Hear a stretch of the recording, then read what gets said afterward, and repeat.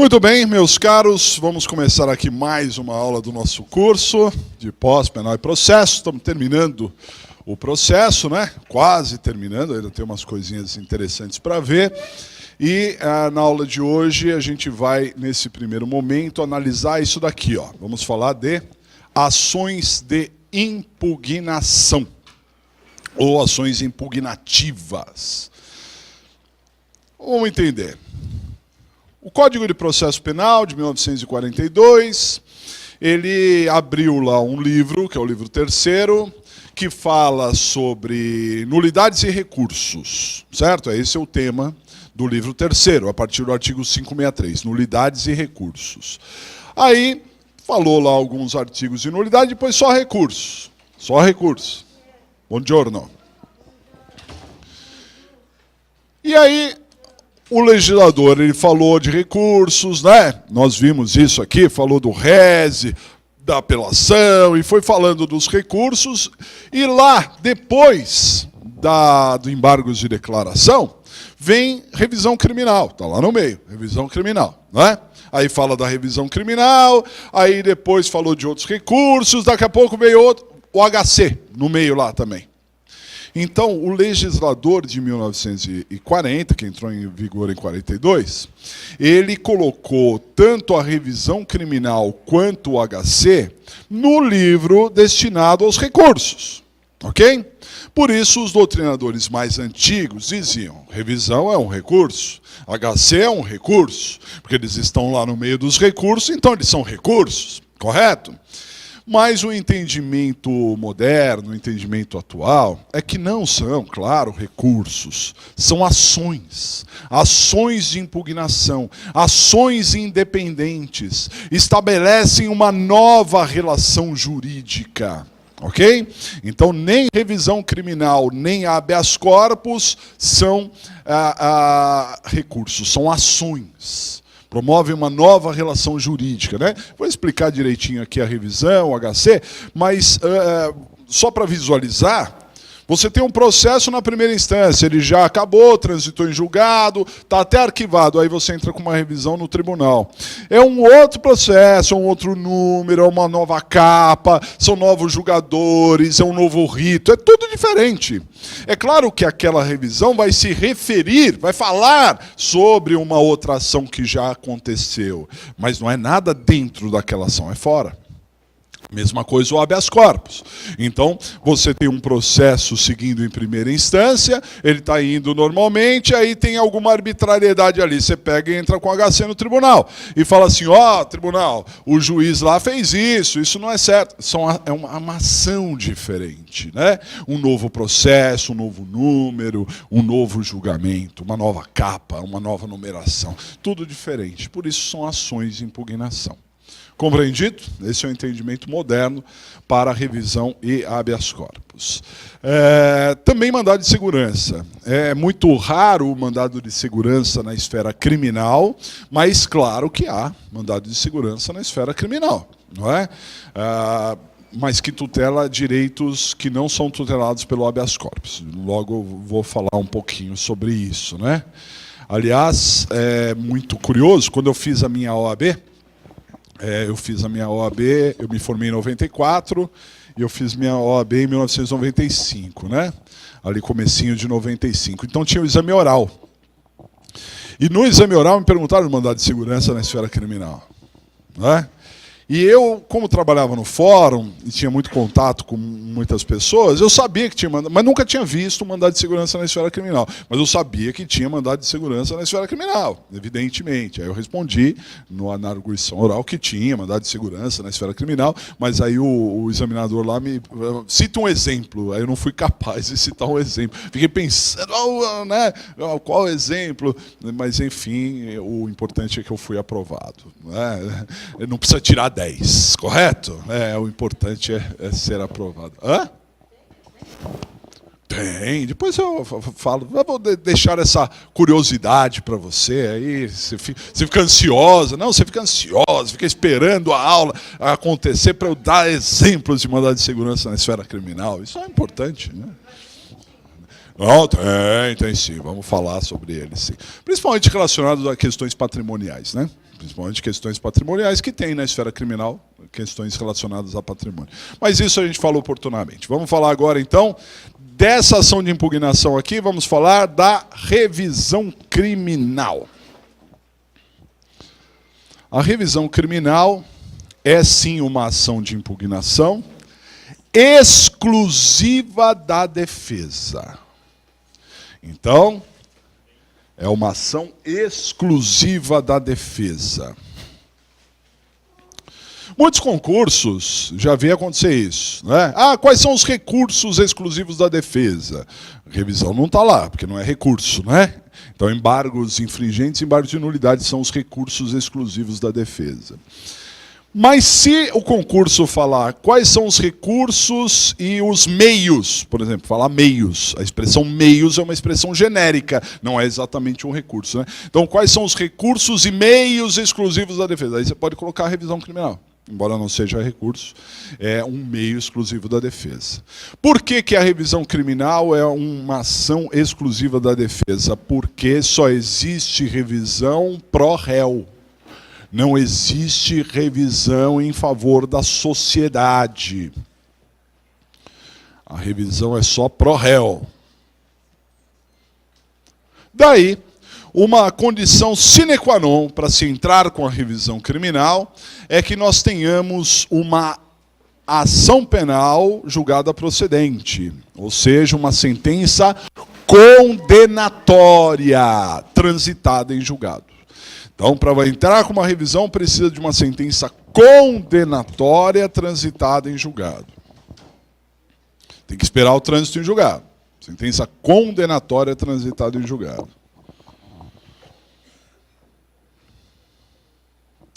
Alguns doutrinadores, isso não é regra, mas alguns doutrinadores dizem que seria possível a revisão criminal também naquela chamada absolvição imprópria. Lembra o que é uma absolvição imprópria? É aquela absolvição que absolve, mas aplica medida de segurança, porque o sujeito tem problemas mentais, tal, né? Então, absolve e aplica medida de segurança consistente num período lá. Então, alguns doutrinadores dizem, olha, essa absolvição, como é uma absolvição imprópria, caberia revisão também, né? Caberia revisão porque seria em favor do réu, ok? Mas saibam que isso é uma corrente minoritária. Minoritária. Alguns, claro que se você necessitar, você vai utilizar essa corrente, não importa que é minoritária, você tenta, pelo menos, né? Mas saibam que é uma corrente minoritária, porque a maioria vai dizer que é necessário uma sentença condenatória transitada em julgado. A sentença de absolvição imprópria é absolvição. Não gera reincidência, não gera outros efeitos, né? E a revisão criminal, ela tem muito essa característica de consertar uma injustiça, principalmente uma injustiça baseada numa sentença condenatória. A pessoa foi condenada, né? Então, por isso que caberia a revisão criminal da sentença condenatória. Agora, um detalhe importantíssimo. Qualquer sentença condenatória. Pode ser a sentença condenatória lá do STF, ok? Pode ser uma sentença condenatória do Tribunal do Júri. Sim, cabe também. Qualquer sentença condenatória do juiz criminal, qualquer sentença condenatória. Então, na época do mensalão, quando a gente teve lá o grande primeiro julgamento feito pelo STF, com condenações, né? Se dizia muito que alguns condenados aguardavam uma mudança, né, no quadro de ministros do STF, e com essa mudança poderia-se ter ali uma nova visão, correto? E a partir do momento que tivesse essa mudança, ingressariam com revisão criminal no próprio STF. Ok? Isso é possível. É possível ainda hoje de acontecer. É que a conjuntura política mudou muito, né? Então ficou bastante desfavorável essa condição. Mas na época se dizia isso, né? fulano vai aposentar, quando fulano aposentar, aí, não é, a gente pede a revisão, tal, porque é possível. Agora, atente-se ao tribunal do júri. Isso é o ponto mais interessante, porque o tribunal do júri, ele tem a soberania dos veredictos. Falamos aqui, não é? Sobre a soberania dos veredictos. E dissemos que, uma vez que o tribunal do júri condene, o Tribunal de Justiça, a segunda instância, não poderia absolver. Não pode absolver, porque tem a soberania dos veredictos. Então, quando você apela de uma decisão do júri, o que você tinha que pedir? Você tinha que pedir para anular o julgamento, né? E submeter a um novo plenário, porque soberania dos veredictos. Se um condenou, é o outro plenário que vai decidir se condena ou se absolve, pela soberania dos veredictos. Então, vamos lá. A revisão criminal se sobrepõe à soberania dos veredictos. Uma vez que o sujeito foi condenado com trânsito em julgado lá pelo júri, se transitar em julgado lá, ele entra com a revisão e o tribunal pode absolver. Pode absolver. Porque a revisão criminal se sobrepõe ao tribunal do júri. Eu vi já, né, tive contato com várias situações assim, em que a estratégia da defesa foi essa, nem apelou, esperou transitar em julgado para esperar a revisão criminal, porque aí na revisão criminal teria condições de fazer uma nova... o tribunal teria condição de absolver. Você vai ver que não é simples. A gente fala aqui, a revisão não é simples, não é fácil, mas é possível. Diga. Como assim, desculpa? Revisão. Não, vamos ver competência ainda. Não, vamos ver competência ainda. A competência nós vamos ver já já. A competência da revisão está no artigo 624. E nós vamos explorar bastante, porque o próprio artigo 624, ele tem uma redação antiga e a gente precisa entender, né? Então a competência a gente já vai ver. Mas, de qualquer maneira, eu posso dizer isso, então, para início de conversa, que cabe revisão de qualquer sentença condenatória, inclusive do Tribunal do Júri. Ok? E aí não teria soberania dos veredictos. Tribunal, se entrou com a revisão, o tribunal poderia absolver. Mesmo a pessoa condenada pelo júri. Não mandaria o novo júri. Ok? Não é recurso. É uma ação independente. Vamos para o slide. Então, olha só. Dá uma olhadinha aqui. A revisão criminal é uma ação de impugnação exclusiva da defesa, né? Após o trânsito em julgado da sentença condenatória, o condenado por si só, ou por advogado e seus antecedentes, descendentes, cônjuge ou irmão, na sua falta, ausência, morte, poderão intentar essa ação. Então, é uma ação que é intentada pelo próprio réu. Ou por seu advogado. Às vezes a gente advoga na Defensoria Pública, né? No convênio da OAB, e eu acho importante, né? Sempre indico para os meus alunos que façam o convênio, porque nem tudo na vida é dinheiro. No convênio você não vai ganhar dinheiro. No convênio você não vai se manter, embora Brasil afora muita gente se mantenha com convênio, principalmente em comarcas pequenas, em que as pessoas vão lá, são nomeadas constantemente, então já tem uma sequência de nomeações. Isso ocorre muito, mas tudo bem. Não importa se a pessoa vai viver daquilo ou não. É importante fazer para a experiência. Eu não tenho a menor dúvida, né? Se a gente ficar esperando os casos criminais aparecerem para a gente, eles vão aparecer, mas eles vão aparecer a conta-gotas. Então a experiência vai demorar um pouco.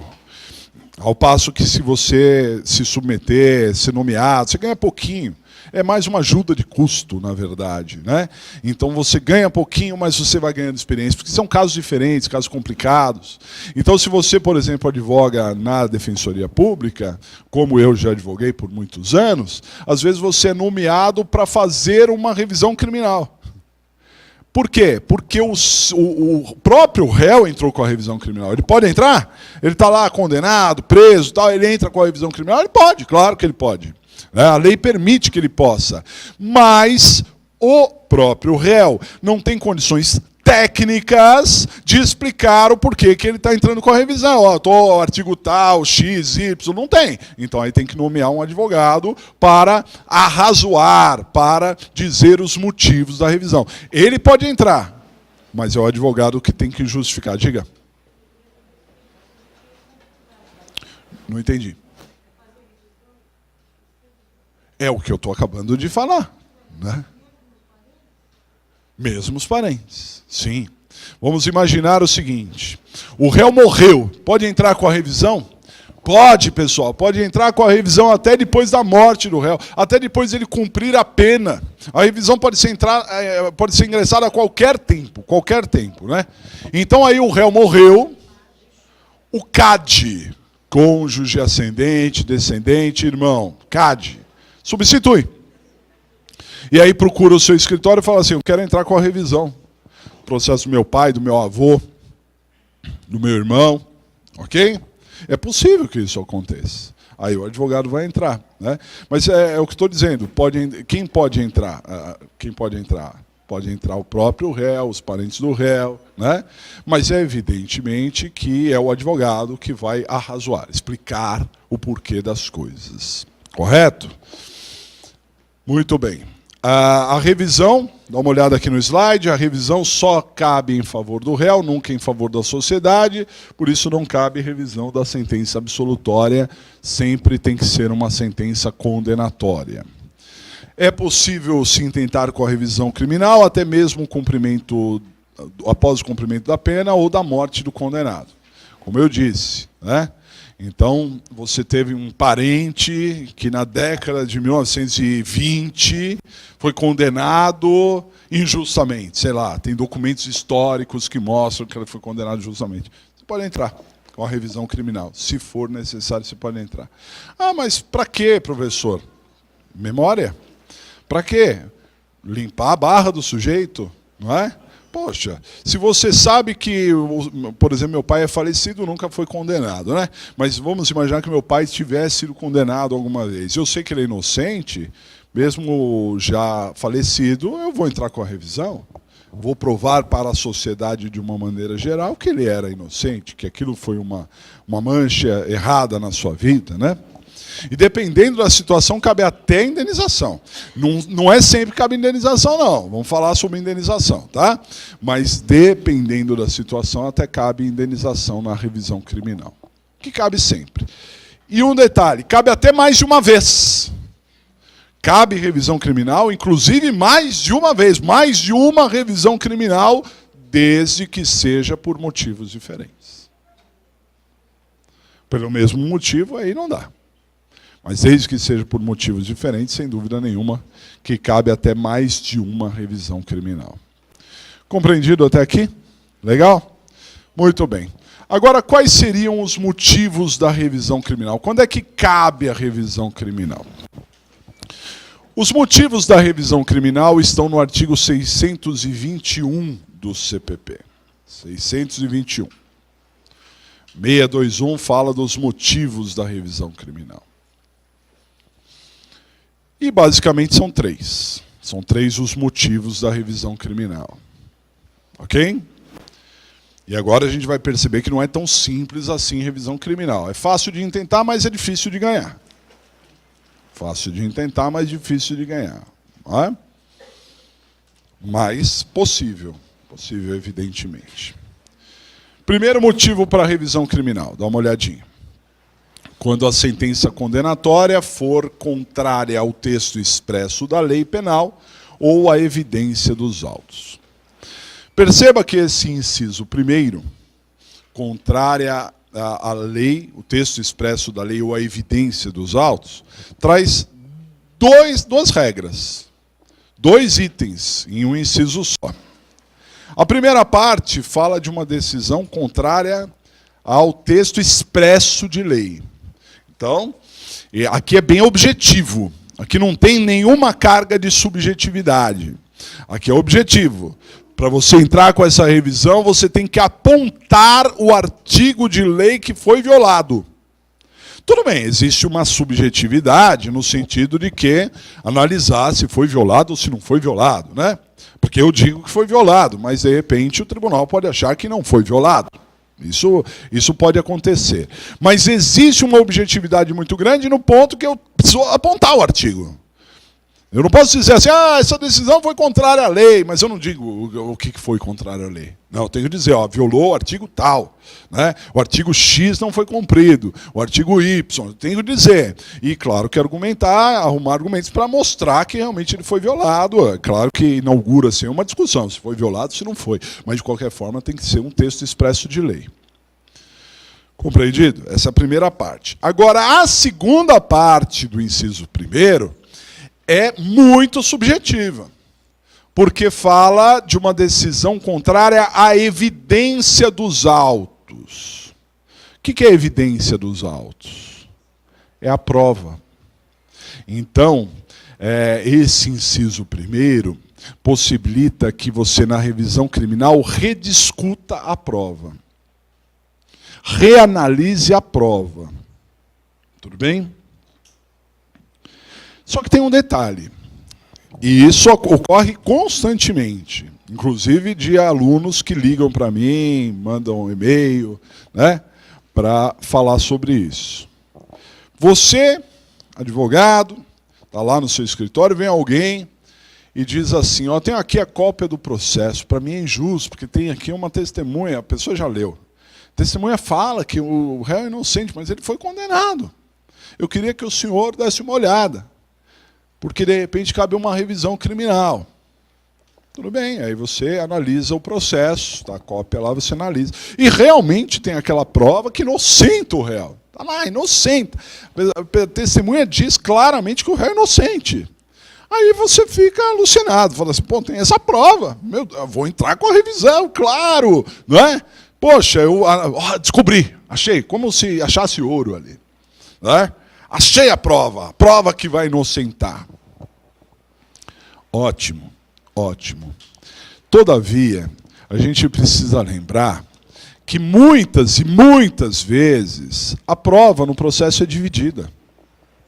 Há provas para absolver, mas também há provas para condenar. A prova é dividida. Ok? E nessa situação de prova dividida, o processo penal não é uma conta matemática. Tem 2 para lá, 2 para cá. Empatou, empate é da defesa. Não. O juiz ele pode se convencer mais por uma prova em detrimento da outra. Isso chama livre apreciação da prova, formar o seu convencimento de forma livre. Então a prova estava dividida, você olhou, realmente tem prova para absolver. Mas aí você precisa olhar, porque também tem prova para condenar. Pessoal, se tiver prova para absolver, mas também tem prova para condenar, esquece a revisão criminal. Não vai dar em nada.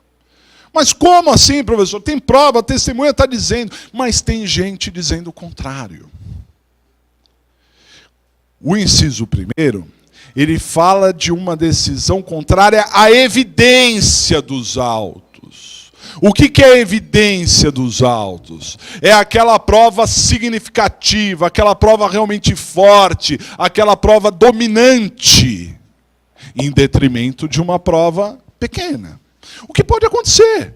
Você olha o processo, tem uma pancada de prova para absolver. Essa testemunha daria para absolver, só por essa outra também daria para absolver, aquela. Aí tem uma testemunha falando mal do réu e o juiz escolheu aquela testemunha.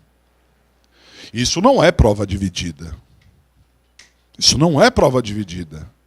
Isso é uma decisão equivocada do juiz, porque embora ele tivesse a livre apreciação, a grande maioria, ou seja, a evidência, demonstrava a absolvição, mas ele escolheu uma testemunha para condenar. Era um juiz que queria condenar. Mão pesada. Qualquer coisa ele condena. Então aí nessa situação tem uma provinha para condenar e uma provona para absolver, aí se cabe revisão. Entenderam? Porque é evidência dos autos. Não é prova dividida. Então não se iludam. Fala assim, encontrei uma prova, portanto, revisão. Aí você vai para o seu cliente e até promete o que não pode prometer, porque o advogado nunca pode prometer nada, né? Tá certo? Não, eu estou seguro, vai dar certo. Aí não dá. Aí não entende. Como assim? Meu Deus, olha esses tribunais, né? Porque tem prova para absolver e na revisão não adiantou nada. Por quê? Porque tinha prova para condenar. Prova dividida. Prova dividida não cabe revisão. Pensa uma coisa importante, pessoal. A revisão criminal vai quebrar o trânsito em julgado. E o trânsito em julgado é o maior indicativo de um princípio chamado segurança jurídica. Nós precisamos ter segurança jurídica. A segurança jurídica de que um processo tem fim, a segurança jurídica que realmente aquilo foi resolvido. E até chegar ao trânsito em julgado, vocês conhecem bem o sistema. Quantos recursos que cabem? Quantos anos pode levar uma discussão? Apela, embarga, entra com outra coisa, e vai para o STF, tenta ir, não vai, aí você tenta destravar, e, enfim, vai anos nessa situação. Agora, após de toda essa briga, transitou em julgado, aí você entra com uma revisão e quer levar assim na boa? Claro que não. Tudo bem? Por quê? Porque nós temos a segurança jurídica. Para quebrar essa segurança jurídica, tem que ter uma coisa muito certa. Então, vejam só, o artigo 621, inciso 1º, ele possibilita, sim, você abrir uma nova discussão. Vamos começar... Não, calma aí, vamos analisar isso de novo. Vamos revisar isso daí. Não é? Vamos revisar primeiro, porque a decisão foi contrária ao texto expresso da lei. Está aqui, o artigo tal, não foi cumprido, portanto, revisão criminal. Bem, objetivo, aí você discute por que o artigo foi ou não foi. Agora, numa análise conjunta, numa análise global do processo, você também pode encontrar uma injustiça. Porque a evidência dos autos demandava algo em favor do réu. E uma pequena prova era contra. Se houver esse desequilíbrio muito em favor do réu e pouco em favor da vítima, vamos dizer, e o juiz preferiu condenar, aí sim cabe revisão. Mas se você analisar criteriosamente e perceber que está dividido, você não vai ter êxito na revisão. Ok?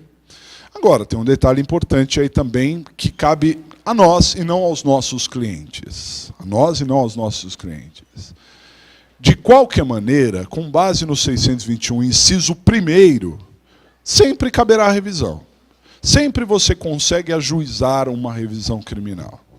Porque dá margem a você abrir a discussão. Você fala assim, ó, a evidência dos autos, ainda que não seja a evidência dos autos, não é? Você, advogado, pode tentar mostrar que a evidência indicava aquilo, né? Então, nenhum tribunal vai não conhecer da revisão. Eles vão conhecer e pode negar, né? Mas entrar, você vai conseguir entrar. Então, eu digo isso porque, às vezes, o seu cliente realmente quer. E, embora você diga, olha, não vai ter sucesso, é difícil aqui, tá? Não, mas eu quero, você entra. Não tem problema, você pode entrar pelo inciso 1º. Porque é possível você entrar. Há uma carga de subjetividade. O que é evidência e o que não é evidência precisa de uma análise.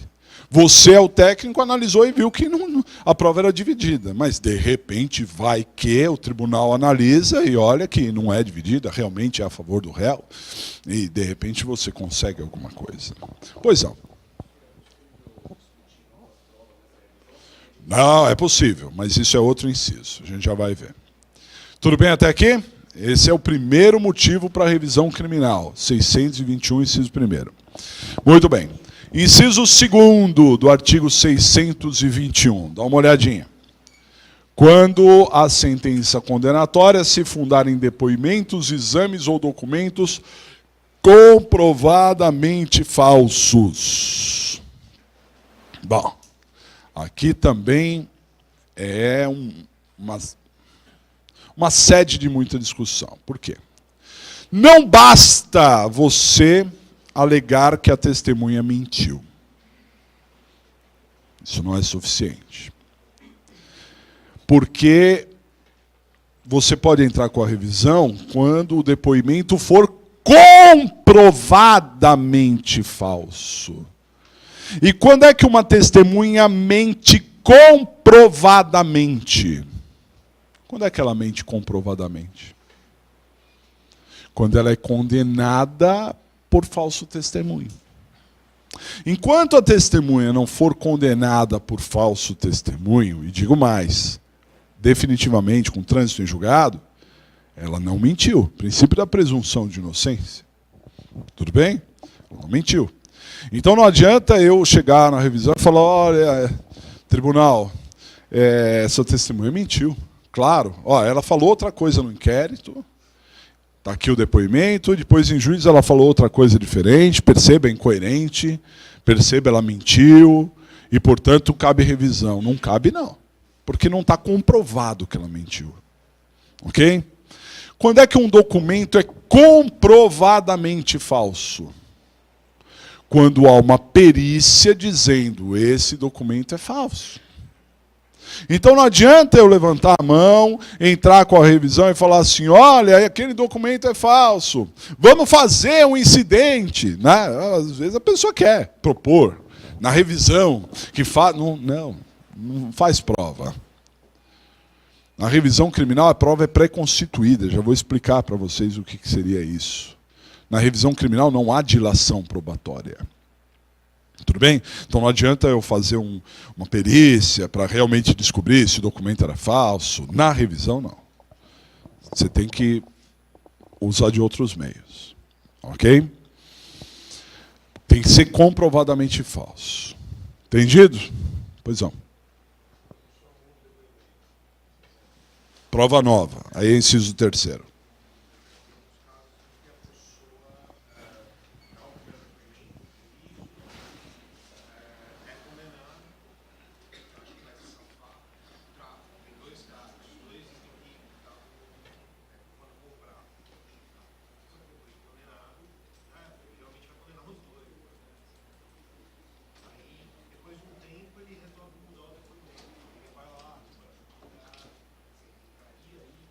Não, aí é prova nova. É prova nova. Vamos falar de prova nova. Tudo bem? Certo? Entenderam? Inciso primeiro, inciso segundo. E aí vem o último motivo da revisão, que geralmente é bastante usual, bastante importante, né? O terceiro motivo para a revisão é esse aqui, ó. Quando, após a sentença, se descobrirem novas provas de inocência do condenado, ou de circunstância que determine ou autorize diminuição especial de pena. Ou seja, prova nova em favor do réu. Apareceu prova nova em favor do réu, depois do trânsito em julgado. Né? Então, conforme o nosso amigo estava dizendo ali, a pessoa que deu um depoimento durante o processo resolveu mudar o depoimento. E falar a verdade. Eu disse que foi ele, mas não foi. Isso não é um depoimento falso para entrar no inciso segundo. É uma prova nova. Surgiu uma prova nova da inocência do réu. Ou alguma coisa que caiba uma diminuição de pena, ou qualquer coisa parecida. Né? Então imagine o seguinte, o sujeito foi condenado por um acidente de trânsito. Condenado com trânsito em julgado. Passado um tempo, a empresa fabricante do veículo chama para um recall, porque está com problema no freio. Isso é uma prova nova. Isso tem que ser analisado, não é? Eu lembro aos senhores, eu acho que eu já até contei, que há muitos anos aí, minha esposa estava com um carro. Eu tenho 2 filhos, mas na época eu tinha só um. Então, o menino estava no banco de trás, pequenininho, na cadeirinha. De repente, o carro desembestou a acelerar. Numa rua movimentada e descida ainda. E o carro não parava de acelerar. E essa mulher ficou apavorada. Né? Em algum momento, lá na frente, ela conseguiu dominar e conseguiu frear o carro. Muito bem, não entendeu nada, mas é um carro bom, de uma empresa boa, ok? Passados um período, teve recall. Porque dizia-se que o tapetinho enroscava no acelerador. É um problema de fabricação, mal ajustado ali. Então, quando a empresa chama por recall, é porque alguma desgraça já aconteceu. Senão eles não vão chamar por recall. Né? Então, gente morreu, alguma coisa aconteceu. E poderia ter acontecido com a minha esposa. Porque certamente foi isso que aconteceu. Né? Um pequeno desnível ali, pegavam no acelerador e a pessoa não conseguia perceber por que estava acelerando tanto. Se eu não estou acelerando, por que está acelerando? Porque o tapete está acelerando. Tudo bem? Então aí surgiria uma prova nova. Essa prova nova já seria o suficiente para entrar com a revisão. Agora, um detalhe interessante que eu acabei de falar para os senhores é que não existe a produção de provas. Nós vamos ver a competência e vocês vão ver que corre nos tribunais, não corre em primeira instância a revisão, sempre nos tribunais. Né? E os tribunais, evidentemente, não estão aparelhados para ouvir testemunhas, etc., só de forma muito rara. Né? Mas, enfim. Então, o que fazer se uma testemunha que estava sumida? Vamos imaginar, os fatos se deram num bar. O dono do bar nunca mais foi visto, ficou com medo. Acontece isso com as pessoas. Medo de morrer, tal, some do mapa. Some do mapa. Quando reaparece, a desgraça já está feita. Alguém foi condenado, tal, mas o sujeito sabe a verdade. Aí ele procura a família do réu que foi condenado. Ó, eu sou o dono do bar, eu estava lá e eu quero dizer que não foi ele, foi outra pessoa. Agora eu não tenho mais medo. Tudo bem? Até porque o verdadeiro autor já morreu. Aí ele não tem mais medo, né? Muito bem. Isso é uma prova nova. Como é que você vai fazer isso na revisão criminal? Então, existe um instrumento preparatório para a revisão criminal chamado justificação. Você vai ter que entrar com um pedido de justificação. O que significa isso? Você vai para o juiz que condenou, o juiz da vara que condenou. Vocês sabem, depois a gente vai dar uma noção bem exata disso, né? Mas o processo, quando ele termina, transitou em julgado, ele vai para o arquivo, né? Na execução vão cópias. Na segunda parte da aula a gente vai falar de execução, então vão cópias para lá. Mas o processo originário vai para o arquivo. Ele fica no arquivo geral. Então, vamos imaginar, o seu cliente está condenado, transitado em julgado, está na execução, mas você não vai entrar com esse pedido de justificação na execução, tá? Você vai fazer o quê? Você vai desarquivar o processo, pedir o desarquivamento, ok? Tomar algum remédio para rinite ali, porque vai, né, subir aquela poeira danada. Aí você vai entrar com uma petição naquele processo que já tinha sido arquivado. Mas se ele desarquivou, você entra com uma petição, que é um pedido de justificação. Aí você vai falar para o juiz, olha, seu juiz, aquele já foi condenado, transitou em julgado, tudo bem, ele está cumprindo a execução da pena lá, tá. Só que agora surgiu uma prova nova. Uma testemunha, aquela testemunha que, né, era o dono do bar, era o sujeito que sabia e estava desaparecido, mas agora ele reapareceu e quer dizer a verdade. Se possível, até para ficar bem caracterizado, você pode juntar até alguma declaração pega uma declaração do dono do bar, não, eu quero dizer a verdade, que aconteceu assim, assado. Aí você junta nesse pedido, só no pedido, né? O que vai fazer o juiz? Ele vai marcar uma audiência de justificação. Ele vai fazer essa audiência e, sob o crivo do contraditório, vai ouvir aquela pessoa na frente do Ministério Público, na frente da defesa, perante o juiz, né? O Ministério Público tem toda a chance de perguntar o que ele quiser, tal, e vai ser feita essa prova, uma prova acrescida, né? Uma prova nova, uma prova acrescida. Isso na primeira instância. Aí você vai pegar essa prova nova e entrar com a revisão. Prova pré-constituída, né? Você entrou com a revisão, você já juntou essa prova nova. Compreendido? Você não vai produzir a prova lá, você já entrou. Então, esse pedido de justificação é possível na primeira instância. Diga. Só a colheita de prova. O juiz ele não faz uma análise sobre o conteúdo do depoimento. Né? Ele simplesmente vai colher a prova. Ele simplesmente vai dar o devido processo legal ali, né, o contraditório, as garantias de que aquela prova é uma prova real. Pronto, fez. Ele já esgotou a instância dele. Então ele não tem como voltar atrás, nada. Ele já esgotou, já condenou com trânsito em julgado, ele já lavou as mãos. Mas ele faz a prova, e aí você pega essa prova e discute no fórum adequado. Né? Oi? O juiz que condenou, claro. O processo foi arquivado. Não estou falando de competência ainda, eu estou falando só da justificação. O processo foi arquivado, se desarquivou e pediu para o juiz que condenou fazer a prova acrescida, mas não é ele que vai julgar a revisão. De jeito nenhum. Oi? Olha, teoricamente, sempre é possível qualquer coisa, mas eu nunca vi isso acontecer. Né? O juiz não nega. Não teria o porquê negar. Né? Ele talvez deveria instruir com alguma declaração, esse tipo de coisa, né? Mas é difícil o juiz negar. Se negar, não cabe recurso, mas cabe HC. Né? Se pediu a justificação, o juiz não quis HC, porque ele é uma autoridade coatora. Diga.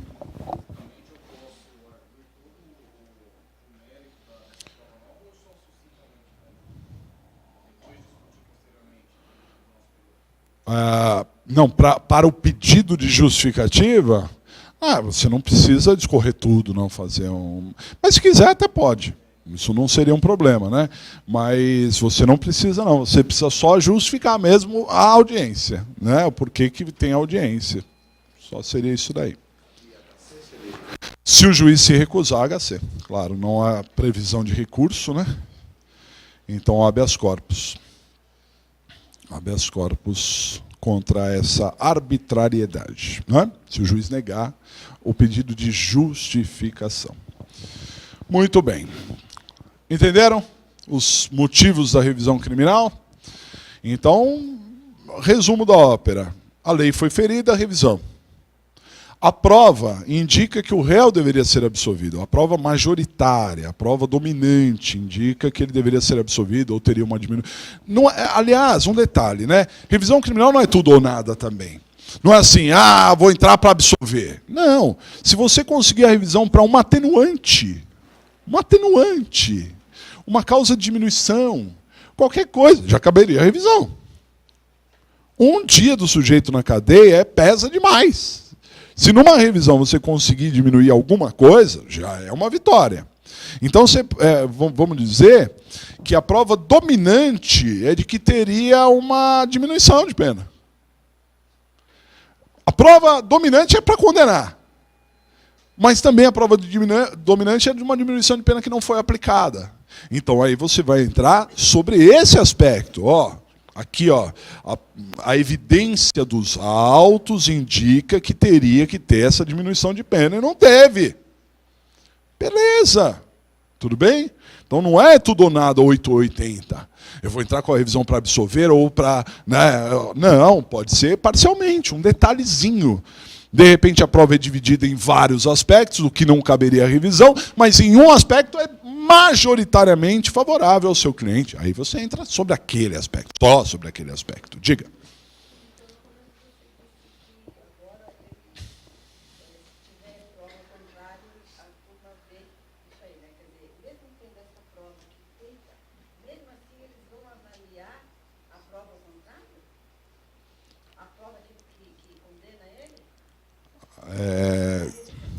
Se a prova for dividida, se for dividida, eu disse, não vai ter sucesso. Só vai ter sucesso se a prova for majoritária. E se eu não entrar com recurso, também posso entrar com recurso e depois entrar com revisão? Não, você pode recorrer o quanto você quiser. A revisão é só depois de transitar em julgado. É porque você falou que esse colega que ele não entrou com recurso, ele não recorreu Com a revisão, é possível? Possível. Transitou em julgado, entrou com a revisão. É possível. No júri, né? No júri. É isso aí.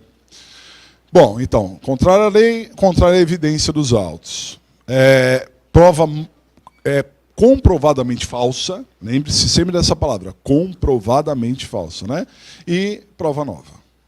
Esses seriam os motivos da revisão criminal. Compreendido? Tudo certinho até aqui? Legal. Muito bem.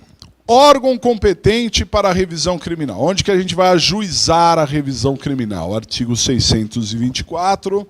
E o artigo 624, se você olhar aí no seu código, você vai verificar que aparece isso. Inciso 1º, STF.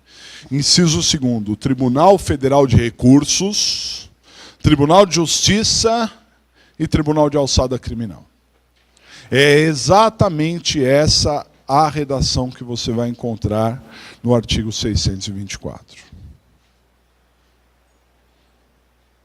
Pode colocar de novo, Benê, olha só, para o pessoal acompanhar aqui. Então, STF é o inciso 1º do 624. No inciso 2º, TRF, TJ, TACRIM. Mas eu ouvi dizer que não tem mais TACRIM, professor. Né? Isso é coisa de estagiário, né? Coisa de estagiário. Antigamente, em São Paulo, capital, tinha o 1º Tribunal de Alçada Civil e o 2º, né? Aí você mandava o estagiário no 3º. Vai, procura lá, no 3º. 3º Tribunal de Alçada. O coitado ficava procurando.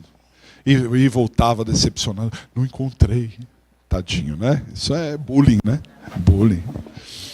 Isso é bullying. Mas não tem mais Tribunal de Alçada. Então vamos entender como é que funciona isso. O STF continua existindo, evidentemente, né? Então, o STF, você pode entrar com a revisão no STF? Pode, claro.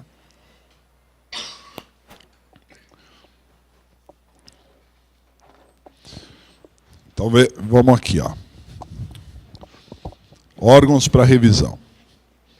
O STF continua existindo. Aí o inciso 2º, ele fala do Tribunal Federal de Recursos. O Tribunal Federal de Recursos, ele foi extinto com a Constituição de 1988. A Constituição Federal de 88 acabou com o Tribunal Federal de Recursos. Ok? Só que, ao mesmo tempo em que acabou com o Tribunal Federal de Recursos, criou 2 tribunais, que é o STJ e os tribunais regionais federais. STJ e os tribunais regionais federais. Tudo bem? Mas, professor, o meu código não está atualizado, então. Não. A Constituição, ela não reforma artigos de lei. Não reforma artigos de lei. Ok? Todo artigo de lei que bate de frente com a Constituição, ele perde. Ele não é recepcionado. Então tem que haver uma interpretação. É evidente que tem tantas e tantas leis aí inúteis. Poderia ter uma lei alterando esse artigo também, né? Para facilitar os trabalhos, mas não é necessário. Então, onde você lê Tribunal Federal de Recursos, você vai ler STJ, TRF, que entrou no lugar. Então, onde que você pode entrar com a revisão? No STF, no STJ, no TRF, não no Tribunal Federal de Recursos, né? Depois fala do TJ. TJ continua existindo, então você pode entrar com a revisão no TJ. E depois fala dos TACRIMs, dos Tribunais de Alçada Criminal.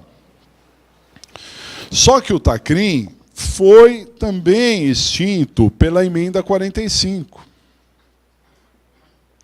A Emenda Constitucional 45 acabou com os Tribunais de Alçada e gerou a competência dos Tribunais de Alçada para o TJ.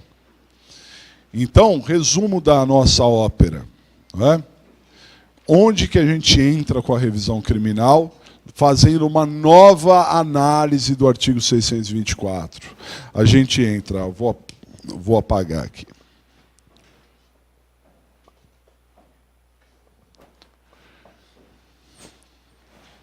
Analisando aqui a nova a nova redação seria assim: STF, STJ, TRF, TJ. Essa é a análise atual, olha lá, do artigo 624. Tudo bem? Entendido? Agora, só um detalhe, né, pessoal, não sei se eu falei em outra aula, o Tribunal Federal de Recursos, né, ele foi extinto, mas a resolução número 1 do Tribunal Federal de Recursos é aquela que faz a distribuição dos TRFs. Então, se você quer saber por que existem 5 TRFs, né, Tribunais Regionais Federais, é a resolução número 1 do Tribunal Federal de Recursos, do extinto Tribunal Federal de Recursos, exatamente do dia da Constituição, de 5 de outubro de 88, 6 de outubro, 5 de outubro, bom, enfim, do dia da Constituição, e aí faz a divisão em 5 regiões, né? Depois vocês olhem isso, mas a primeira região é a região que pega o distrito, tem sede no Distrito Federal, né? Pega o Distrito Federal, pega todas as regiões, todos os estados do norte do país, alguns estados do Nordeste, né? Maranhão, Piauí, Bahia, pega um estado do Sudeste, que é Minas Gerais, e pega os estados do Centro-Oeste, menos Mato Grosso do Sul. É a maior região, é a primeira região, territorialmente falando, né? A segunda região é a região que envolve Rio de Janeiro e Espírito Santo, só. A terceira região é a nossa aqui de São Paulo, que envolve São Paulo e Mato Grosso do Sul. Com isso, a gente encerrou o Sudeste e encerrou o Centro-Oeste, né? A quarta região são dos estados do sul do país, né? Com sede em Porto Alegre. Então, Paraná, Santa Catarina e Rio Grande do Sul. E a quinta e última região são os estados do Nordeste que sobraram, que não estavam na primeira região, né?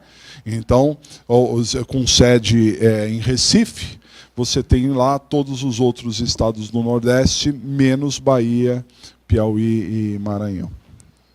Certo? Só para lembrar disso daí. Então, o TRF foi extinto, mas, o Tribunal Federal de Recursos foi extinto, mas criou os TRFs já fazendo essa divisão. Muito bem. Então, com isso aqui, a gente já chega a uma conclusão imediata. Revisão criminal nunca é para vara. Nunca na primeira instância. A primeira instância nunca faz revisão criminal, sempre nos tribunais. Perfeito? Agora vamos lá. Você teve um caso do mensalão, que foi julgado pelo STF, decidido e condenado. Será que um desembargador de um estado teria condição de revisar aquilo que o ministro decidiu? A obviedade mostra que não. Como é que um desembargador, como é que um ministro do STJ pode revisar o que o ministro do STF falou, se o STF é a maior corte do país? Então, para aqueles processos que foram julgados em última instância no STF, só o STF pode revisar. A última palavra foi dada pelo STF, então só o STF pode revisar. Então você tem que entrar com a revisão no próprio STF. Tudo bem? Aí eu estou falando o STF julgando. Porque às vezes o STF não conhece do assunto. Você recorre, chega no STF, ele não conhece, então ele não julgou. Aí eu não preciso entrar com a revisão para ele, porque ele não julgou, ele não conheceu. Então o desembargador, o ministro do STJ, não vai contrariar o que o STF falou, porque ele não julgou, ele não conheceu. Mas se ele conheceu, aí ele julgou. Aí o STF tem que julgar novamente na revisão. Compreendido? Então você vai olhar o caso concreto e vai ver até onde chegou. O STF decidiu? Se o STF decidiu, revisão no STF. Por outro lado, se a última instância, o último que se manifestou, seja por competência originária, seja por competência recursal, mas ele se manifestou, o último foi o STJ, a revisão é no STJ, não vai subir, não. Aí, foi o último que decidiu o STJ, portanto a revisão é no STF. Não.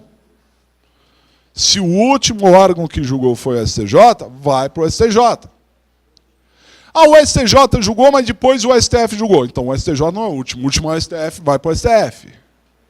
Em suma, o último foi o STF, vai para o STF. O último foi o STJ, vai para o STJ. Tudo bem? Agora, muito simples a coisa. Se o seu caso concreto não chegou em Brasília, não foi julgado pelo STF, pelo STJ, é na segunda instância. Não importa se ele nunca recorreu e só ficou com a vara, não importa se teve apelação, não importa nada. O importante é, não chegou no STF nem no STJ. Não chegou no STF, não chegou no STJ, segunda instância. E aí você vai ver se é um assunto federal, TRF, ou não federal, TJ. Diga.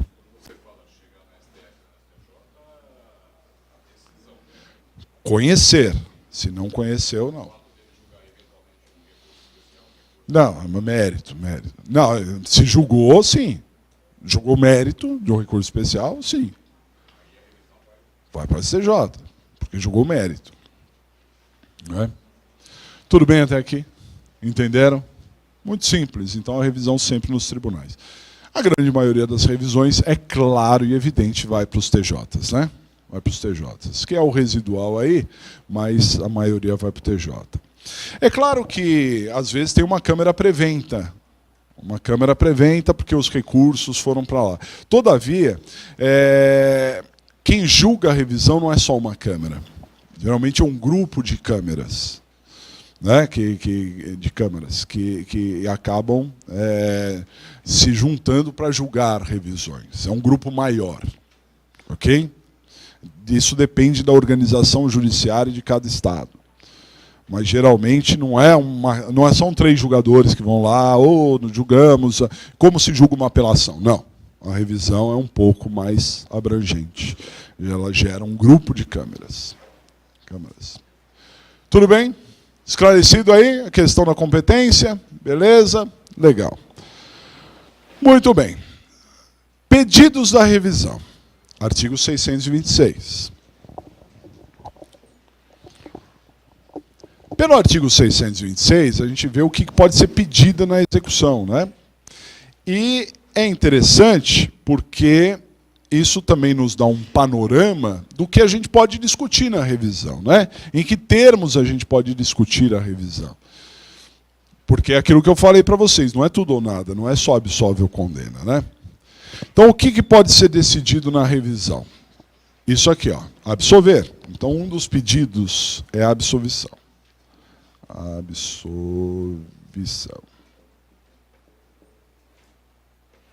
Então, você pode pedir para absolver. Tudo bem?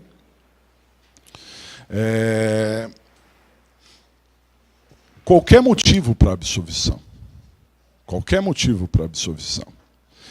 Saibam que a absolvição está em que artigo mesmo? O artigo que o juiz condena é o artigo 387. O artigo que o juiz absolve é o 386. Lá no artigo 386 tem 7 incisos, um monte de motivo para absolvição, né? Está lá várias sequências. Na revisão você não precisa dizer nenhum item, você não precisa falar 386. Você fala 626. Qualquer motivo da absolvição, qualquer motivo que o juiz da primeira instância poderia absolver, lá no 386, serviria aqui. Então, falta de provas, serviria para a revisão. O fato não aconteceu, cabe na revisão. A prova de que o réu não participou do crime, entra aqui. O réu agiu em legítima defesa, entra aqui. Qualquer motivo da absolvição serviria também para a revisão criminal. Compreendido? Entenderam? Qualquer motivo de absolvição. Mas é aquilo que nós falamos, não é uma coisa muito simples, né? Um detalhe interessantíssimo. Existe um princípio chamado princípio do indúbio pro réu. Correto? Indúbio pro réu é baseado num princípio chamado favor rei, em que as regras, de uma maneira geral, devem ser interpretadas a favor do réu. Então, se houver dúvida, indúbio pro réu. Na revisão criminal, pessoal, o indúbio não é pro réu. O indúbio é pro societá. A dúvida pesa em favor da sociedade. Revisão criminal não é dúvida, revisão criminal é certeza. Por que eu estou dizendo isso? Porque às vezes você pode, diante de uma prova dividida, prova para absolver, prova para condenar, de repente você fala assim, ó, isso gerou a dúvida. E a dúvida é em favor do réu. Tribunal de Justiça, me dê absolvição aqui em revisão, porque está na dúvida, a gente não sabe se ele é culpado, se ele é inocente. Essa dúvida não vai pesar em favor do réu, vai pesar em favor da sociedade. Lembra, tem uma sentença transitada em julgado, segurança jurídica. Para quebrar isso é só com certeza, não com dúvida. Então, se o desembargador, no momento de julgar a revisão, ficou na dúvida, não sei se eu dou provimento aqui, julgo procedente à revisão ou não. Eu estou numa dúvida enorme se realmente ele é inocente ou não é. Nega a revisão. Mantém o trânsito em julgado. Mantém a condenação. Compreendido? Por isso que não é tão simples. Eu disse, você pode pedir na revisão qualquer motivo da absolvição, desde que você tenha convicção, certeza e aponte. Não, ó, ele agiu em legítima defesa. Está clara a legítima defesa. Não tem dúvida sobre a legítima defesa. Ele agiu realmente em legítima defesa. Está aqui, está pronto. Legítima. É verdade. Aí sim, diga. Não, piorar não.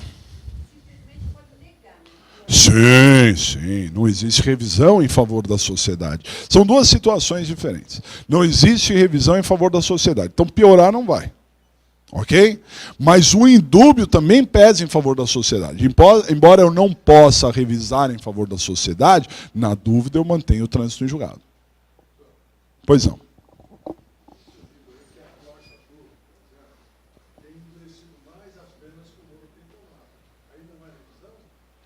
Aí não é revisão. Não existe. Isso daí seria reformácio impégios, a reformácio impégios. Não é reformácio impégios. A reformácio impégios é só quando a defesa recorre. Piora a situação. Mas se a acusação recorrer, pode aumentar a pena. Claro que pode. Em recurso. A acusação nunca vai entrar com revisão criminal. Não é? Então, se você tem uma decisão de primeira instância, condenou a 10 anos, a segunda instância pode aumentar para 15? Claro, se o MP recorreu, se a acusação recorreu. Só a defesa recorreu, aí não pode aumentar, porque isso seria reformácio impégios. Agora, na revisão, vale lembrar, não é possível revisão pró-societá, portanto, o MP não entra com a revisão. Pior não vai ficar. Compreendido? Então, primeiro motivo, o primeiro pedido, grande pedido da absolvição, da revisão é a absolvição. Segundo motivo para a revisão, dá uma olhada aqui. Desclassificação. Então, o que é desclassificação? Desclassificar é mudar a classificação. Sair de uma classificação e ir para outra. Ok? É uma análise técnica, né? Sempre favorável ao réu, nunca piorando. Porque, vejam só, existe desclassificação para piorar a situação? Existe? Claro. Porque a gente pensa em desclassificar, parece que vai descer. Não, a desclassificação pode ser para aumentar. Por exemplo, o sujeito está sendo acusado de homicídio e desclassifica para latrocínio. Piorou. Porque homicídio é de 12 a 30, latrocínio é de 20 a 30. Piorou. Mas é uma desclassificação, porque você está mudando a classificação. Tira essa classificação e vai para outra. Na revisão criminal, a desclassificação é sempre em favor do réu. Então, por exemplo, ele foi condenado por roubo. Aí você entra com a revisão para provar que não é roubo, é furto. Ó, não encaixa aqui, não é roubo, é furto. Tudo bem? Então aí você pode conseguir. O réu foi julgado no júri por homicídio doloso e condenado por homicídio doloso. Em revisão criminal, você prova que o homicídio foi culposo. Pode pedir a desclassificação? Pode. O tribunal pode dar a desclassificação? Sim. Em revisão, pode desclassificar. Ok? E assim tantas outras situações, né? Tantas outras situações. Diga. Não não afeta. Já vou falar.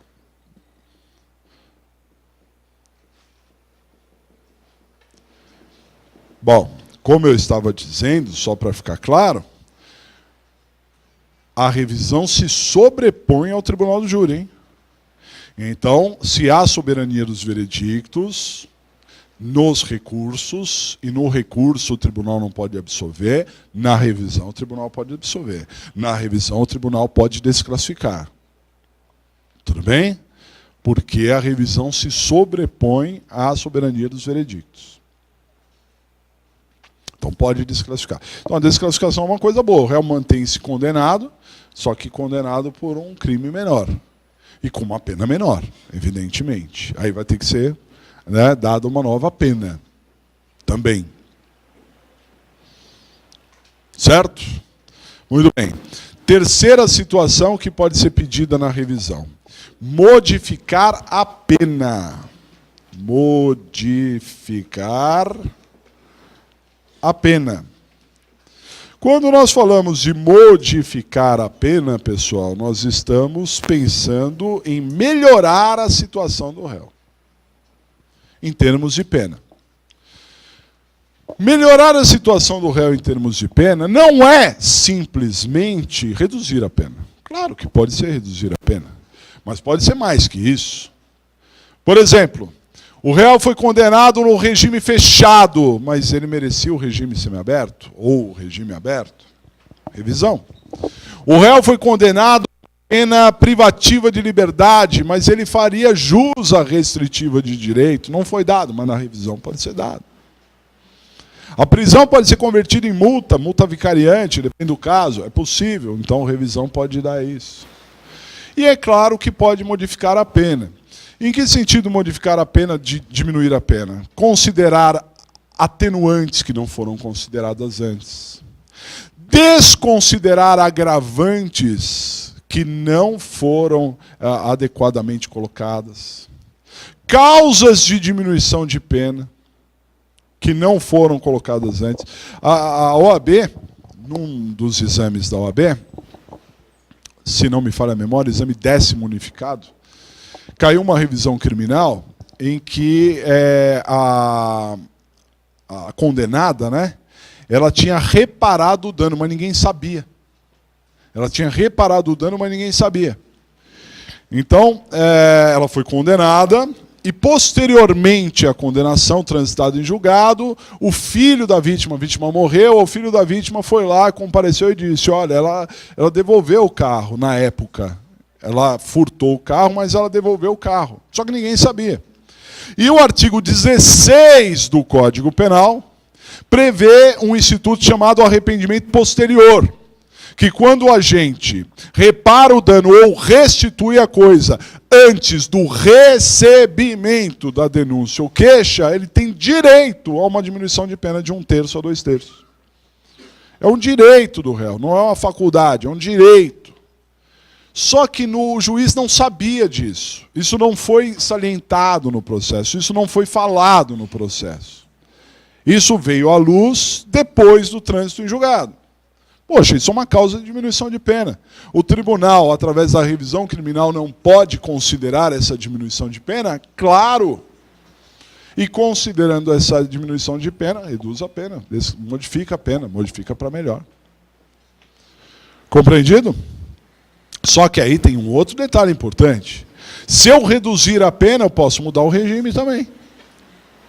Porque, por exemplo, o artigo 33 do Código Penal diz, em regra, que se a pena for até 4 anos, o regime é o aberto. Mais que 4 anos até 8, o semiaberto. Mais que 8, fechado. Aí o sujeito foi condenado a uma pena de 10 anos. É fechado, inevitavelmente. Mas se ele reparou o dano, por exemplo, a pena vai cair, no mínimo 1/3. Ok? E se você tirar 1/3 de 10 anos, ela vai ficar abaixo de 8. E ficando abaixo de 8, já poderia o regime ser o semiaberto. Então, na revisão pode constar isso. Modificar a pena para melhor. Ó, quero que diminua a pena, porque tem que considerar essa causa de diminuição aqui, né? Mas, além de considerar a causa de diminuição, que modifique o regime. É possível isso. Tudo bem? São consequências. E o último motivo para a revisão criminal, além de modificar a pena, qualquer assunto relacionado à pena, é esse aqui. Anular o processo. Anular. Anular o processo, ou seja, uma questão processual, um vício processual insanável. Nós vimos oportunamente que as nulidades podem ser relativas e absolutas. É evidente que eu estou falando das nulidades absolutas, porque as nulidades absolutas podem ser alegadas a qualquer tempo. A relativa não, tem um momento oportuno, senão ela se convalida. Então eu estou falando de uma nulidade absoluta, e mais, estou falando de uma nulidade absoluta a favor do réu, não contra o réu. Ok?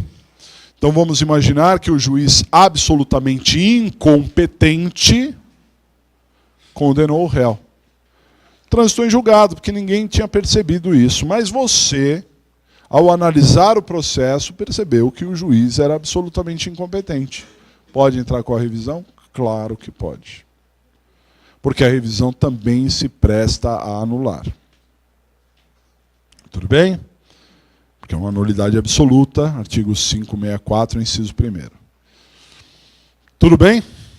E qualquer outra nulidade. Agora, o que a gente tem visto na prática, nesses anos todos, é que quando você fala de nulidade, você tem aquela história de atirar no que viu e acertar no que não viu.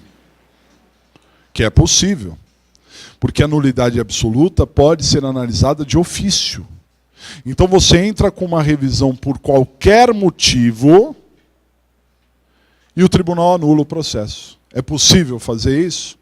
Sim. Ah, mas eu não aleguei. Mas é uma questão de ordem pública, o tribunal pode reconhecer de ofício.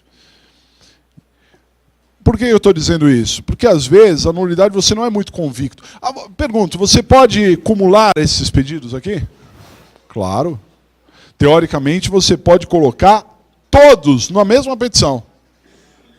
Ó, estou entrando com a revisão para absolver, mas se não entenderem absolver, que desclassifique, ou se não desclassificar, que modifique a pena, ou que anule o processo. Tendo motivo, você pode alegar tudo. Tudo bem? E às vezes a nulidade, você não é muito convicto dela. Você fala, teve nulidade, aí você fala, até fala, ou não fala, né? Ou você aposta as fichas em outra coisa aqui. Só que vem o tribunal e anula o processo. É possível? É possível, sim. Compreendido? Em suma, pessoal, pois não. Não. Agir de ofício é sem pedido. Sempre que você fala agir de ofício, é porque ninguém pediu.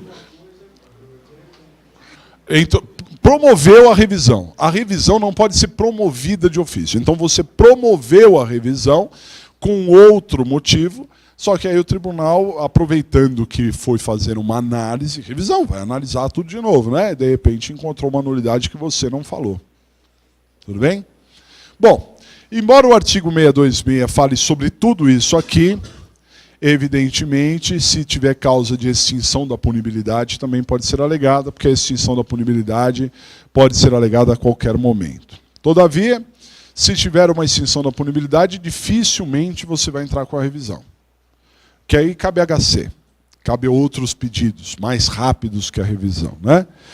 Mas é possível a extinção da punibilidade aqui.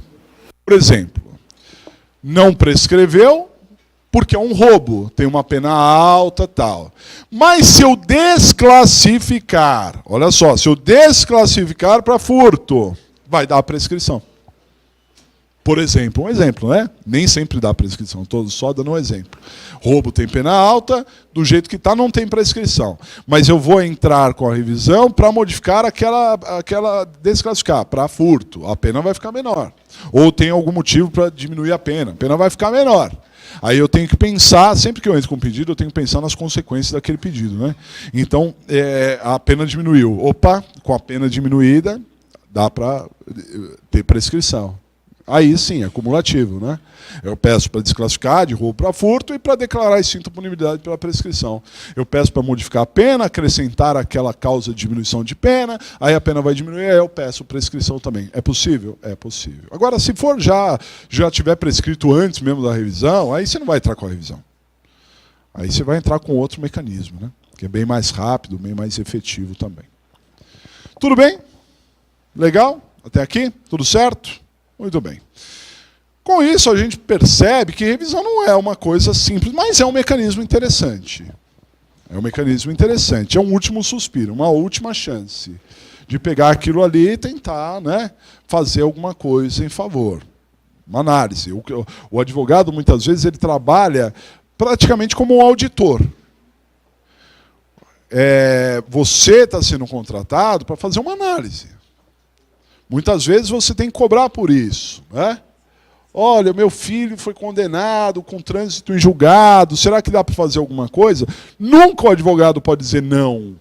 Nunca o advogado pode ser precipitado e falar assim, ele já cumpriu não sei quanto da pena, portanto, só ele vai ter benefício não sei aonde. Não pode. Ele precisa analisar primeiro o processo, pode ter uma nulidade. Pode ter um vício, pode ter uma injustiça na aplicação da pena. Várias coisas podem acontecer.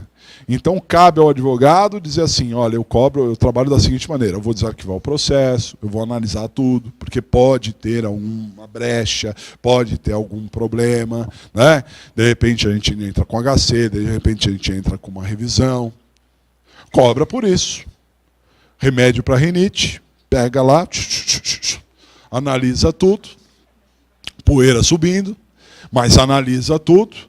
E ao analisar tudo, achou uma brecha. Aí na reunião, olha, na minha visão, cabe uma revisão aqui, não cabe, vamos para a execução. Na execução vai ser feita uma coisa ou outra. Nesse sentido. Pois não. Não, qualquer momento. Já cumpriu a pena, já morreu, cabe revisão. Tudo bem? Pois não.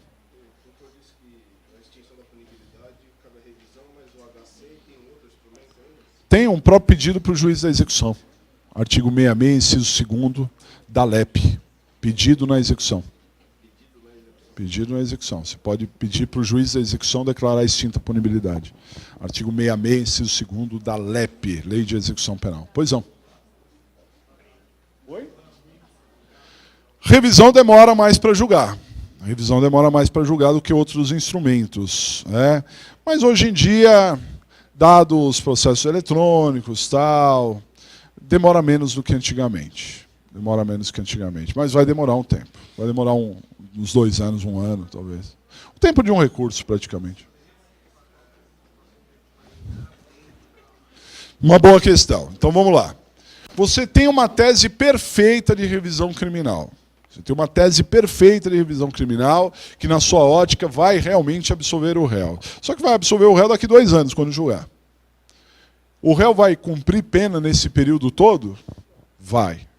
A revisão ela não comporta nenhum tipo de liminar, nenhum tipo de pedido antecipado, uma tutela qualquer. Talvez você teria que entrar com a HC paralelamente. O HC serve para isso. O HC serve para dar efeito suspensivo àquilo que não tem efeito suspensivo. Então o sujeito ele já está cumprindo pena, aí você vai entrar com a revisão. E a sua revisão é tão forte que talvez motive você entrar com o HC para conquistar algum benefício. Por exemplo, o réu está no regime fechado e você tem uma revisão que vai demonstrar que o certo é o regime aberto. E você tem elementos fortes de convicção. Então, de repente, você pede no HC, paralelamente, não liminar de revisão, mas no HC você pede para que ele aguarde o julgamento da revisão no aberto, por exemplo. Não é? Entra com a revisão pedindo tudo na revisão. Não adianta. É a mesma coisa de liminar em apelação. Não existe isso. Você tem que trabalhar paralelamente com o HC. Não adianta eu recorrer, entrar com a apelação e dizer o réu merece aguardar o julgamento em liberdade. Não é? Aí, no dia do julgamento, depois de 2 anos, eles vão, e o advogado pede para que ele aguarde em liberdade. Só que agora é tarde demais. O HC vai poucos meses, né? Poucos meses. Mas, enfim, ainda bem mais rápido que outros instrumentos. Certo? Até aqui? Bom, legal. Então, só para finalizar o nosso tema, indenização, erro judiciário. Muitos alunos me questionam isso, né? Bom, aí eu entrei com a revisão e o réu foi absolvido. Posso pedir a indenização? Pode ou não pode? Vai com calma. Vai com calma. Inclusive, isso é uma discussão muito atual, né? Sempre se discute, por exemplo, o réu ficou preso o processo inteiro preventivamente. Aí ele foi absolvido no final. Cabe indenização? Não. Não. A prisão preventiva faz parte do processo e isso não é uma faca no pescoço do juiz dizendo ou você acerta ou você tem que indenizar. Tudo bem? Não é porque o réu ficou preso preventivamente que necessariamente ele vai ser condenado. Isso seria um julgamento prévio. Não. Ele é preso por outros motivos que não o mérito. Que não o mérito. Às vezes o juiz, ele condenou erroneamente, mas não significa um erro judiciário. Quando se fala em termos de indenização, pessoal, se fala em termos de erro judiciário. E erro judiciário não é erro de fato, é erro de direito. Explico. Às vezes, o próprio juiz é levado a erro por testemunhas mentirosas, que falam coisas, por defesas ineficientes, porque o Ministério Público foi muito diligente, fez a sua prova e a defesa foi contemplativa. Não fez, então aí o juiz se inclinou mais para aquilo.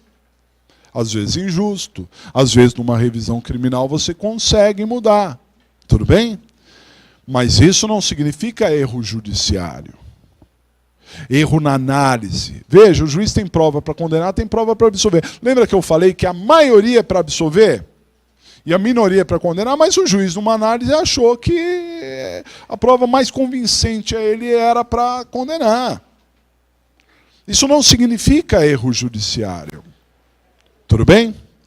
Agora, há questões de direito que, sim, classificam erro judiciário. Eu peguei um acórdão recente, depois eu passo para os senhores, que é um acórdão do STJ, muito curioso, falando, por exemplo, da reincidência. A reincidência é uma agravante genérica. Tudo bem? Só que a reincidência, ela tem parâmetros bem objetivos na lei. O artigo 63, o artigo 64 do Código Penal fala claramente quando que uma pessoa é reincidente. Não há uma discussão. Não tem como o juiz considerar uma pessoa reincidente se ela não for reincidente. Dá para entender? Porque é uma questão de direito. Ponto, comprovado. Já foi condenado com trânsito em julgado por um crime, praticou outro crime. Logo reincidente. Não foi condenada com trânsito em julgado, não é reincidente. Assim, bem objetivo.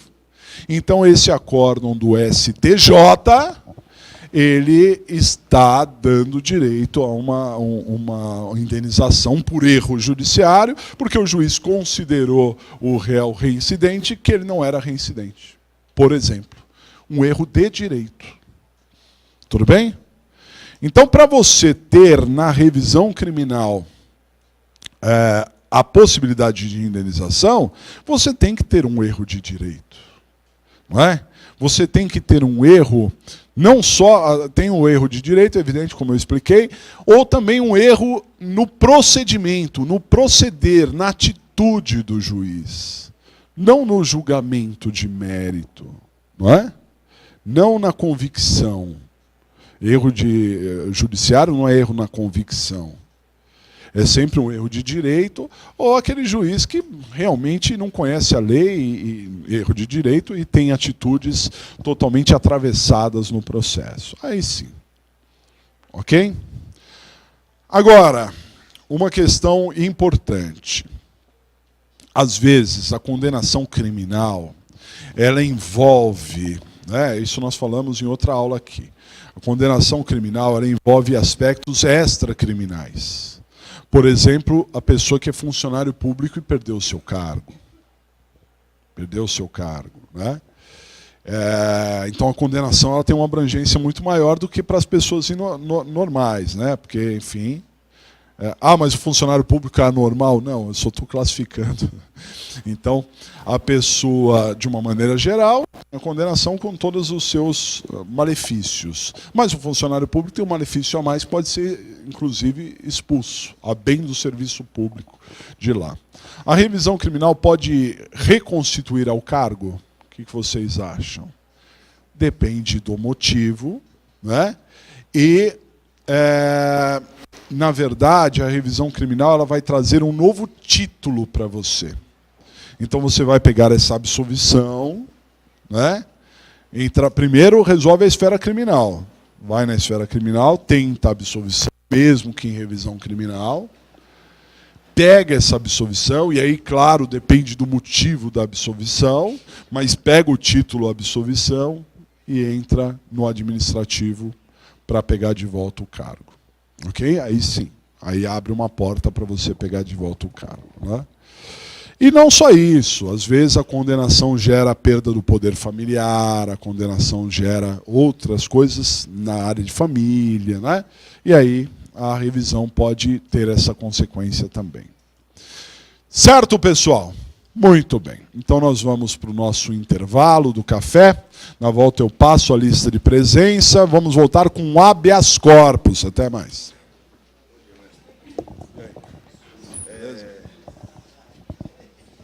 Não sei se você lembra.